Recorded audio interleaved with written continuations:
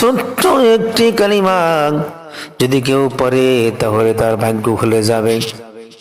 বিশ্বনবী বলেন, যদি কোনো ব্যক্তি একটি বার উচ্চারণ করতে পারে তাহলে আল্লাহ রাব্বুল আলামিন তার জীবনের গুনাহ মাফ করে দিবেন। বন্ধুগণ আমার, আল্লাহর হাবিব বলেন, শুধু তাই নয়, লা ইলাহা ইল্লাল্লাহুল হক্কুল মালিকুল মুবিন, লা ইলাহা ইল্লাল্লাহুল হক্কুল মালিকুল মুবিন, লা ইলাহা ইল্লাল্লাহুল হক্কুল মালিকুল মুবিন। আল্লাহ ছাড়া কোনো সত্য অবশ্য নাই, তিনি সত্য, তিনি রাজাধিরাজ, তিনি সুস্পষ্ট প্রমাণিত মালিক, তিনি সুস্পষ্ট প্রমাণিত মালিক।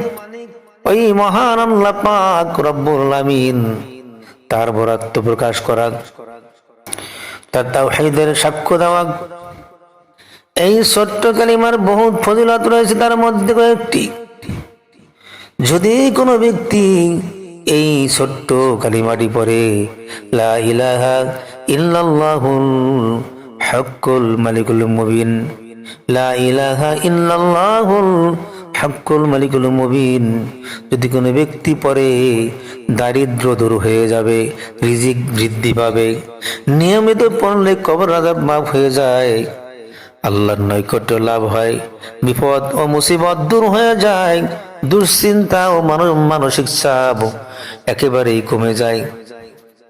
এজন্য বন্ধুগণ, যাবতীয় সমস্যা ও মুশকিল থেকে আসান পাওয়ার জন্য কোন সময় পড়বেন? সকালে 100 বার, সন্ধ্যা 100 বার, অর্থাৎ ফজরের নামাজ পড়ে পড়বেন 100 বার। নীরবে স্তব্ধ, একবার নীরব নিস্তব্ধে বসে পড়বেন। কোনো শব্দ নাই, কথা নাই, বার্তা নাই, কোনো কিচ্ছু নাই, নীরবে বসে পড়বেন, লা ইলাহা ইল্লাল্লাহুল হক্কুল মালিকুল মুবিন, লা ইলাহা ইল্লাল্লাহুল হক্কুল মালিকুল মুবিন। বিশ্ব নবী বলেন, যদি কোনো ব্যক্তি সকাল সন্ধ্যায় 100 বার করে পড়ে, ফজরের পরে 100 বার পড়ে, মাগরিবের পরে 100 বার পড়ে, তাহলে আল্লাহ রাব্বুল আলামিন ওই বান্দার উপর থেকে উক্ত সমস্ত সমস্যা, মুসিবত, মুশকিল সব দূর করে দিবেন। এমনকি মানসিক টেনশন, চাপ সব দূর করে দিবেন। রিজকের মধ্যে আল্লাহ পাক বরকত দান করবেন, কামাই রোজগারে বরকত হবে, গুনাহ মাফ হবে।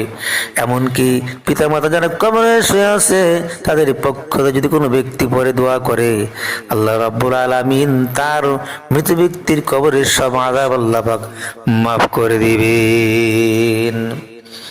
যদি কোনো ব্যক্তি বিদেশে মুসিবতের মধ্যে পড়ে, আল্লাহ পাক রব্বুল আলামিনের দরবারে দোয়াটি পড়লে আল্লাহ পাক তাকে উদ্ধার করবেন অবশ্যই।